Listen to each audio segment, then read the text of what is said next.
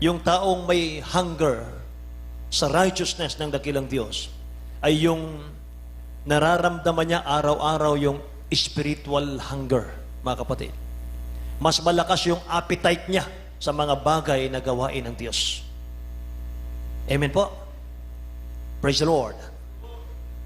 Kaya mga minamahal, kung wala na tayong gana sa gawain ng mahal na Panginoon, kung puro question tayo sa gawain ng Diyos, minamahal, puro tanong, mga kapatid, bakit ganito, bakit ganon, dapat hindi ganito, dapat hindi ganon, mga minamahal, wala na po kayong hunger.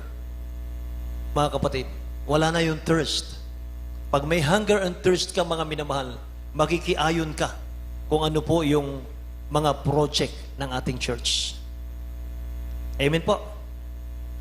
Matutuwa ka sapagkat, mga minamahal, may gawain ang mahal na Panginoon. Amen?